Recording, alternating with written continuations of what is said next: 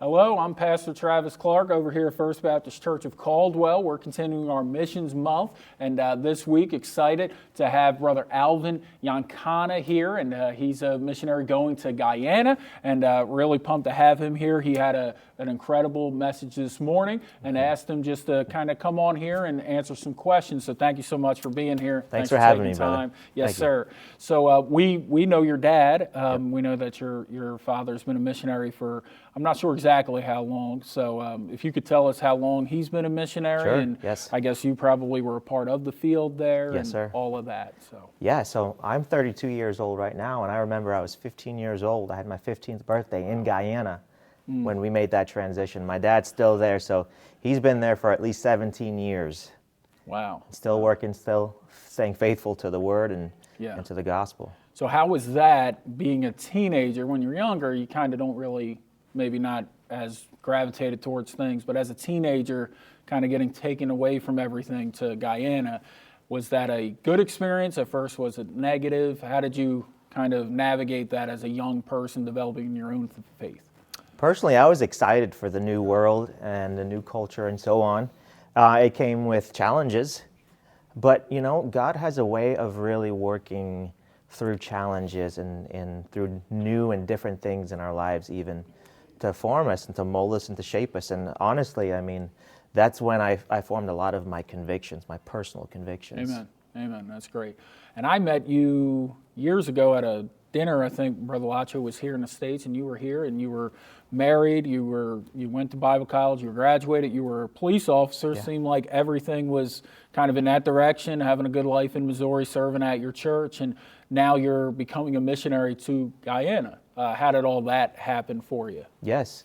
Well, I believe the Lord works through everything in our lives. And for that time that I was a police officer, God really used that experience in my life to help me to develop some skills and abilities that I now can use in my mission field and in ministry and so on. I'm still very young in it.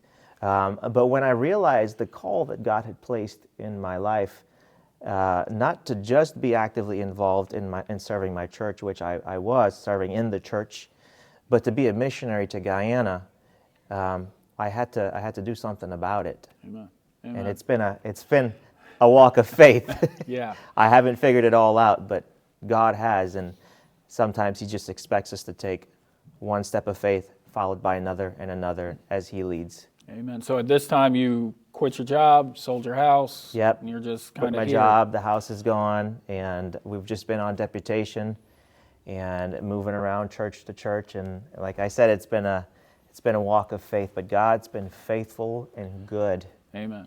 Yes. What would you say to somebody who maybe is in the sense of they think, well, I'm serving God, I'm doing pretty good, I got a great career, and I'm here and this is good, and maybe they feel a tug to do something else, maybe go full-time into ministry or become a missionary. But a lot of times we can justify our actions by saying, well, you know, I'm tithing here, I'm serving here, and this is good enough. What would be some advice you would give to somebody that maybe is in that similar situation that you were before you made the jump to become a missionary? If you're in your comfort zone, a lot of times God's calling on our lives challenges us to step out of that comfort zone. Amen. And so you will be uncomfortable. Don't be afraid of being discomforted by stepping out by faith, but watch and see that God is faithful and He will see you through. So I would say start making some steps of faith. And even if you feel like it's uncomfortable, a lot of times that's when God is going to work and show Himself faithful. Yes, sir. Yes, sir.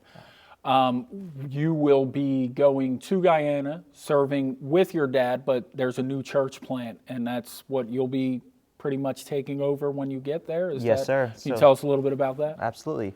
The new church plant is in a village called Friendship. It's a small village, and there are no Baptist churches there. This building that we're going to be starting a church in has already been constructed. As a matter of fact, over the last decade, my dad, as well as men who he has been disciple, have labored physically building this church, and so it's finally been completed, and it'd be a shame that no one's there to preach the gospel. And so that call has been placed upon me, and my prayer is that the Lord would use me to disciple other men that will then take over that ministry, and we can go and plant more churches. Amen. Amen. So we're excited for him. We're excited. We know the longevity that his father has done. And I got to meet you a little more intimately last few months back when you were here because your dad was in the hospital. And going to meet with you, pray with you, and just share some talks and everything. Seems like the Lord's got something good going on in Guyana. So we're privileged to be a part of it, and I can't wait to see what the Lord does. Thank you so much for taking some time, and we'll see you next time. Thank you, Pastor. All right. Thank you. Thank you.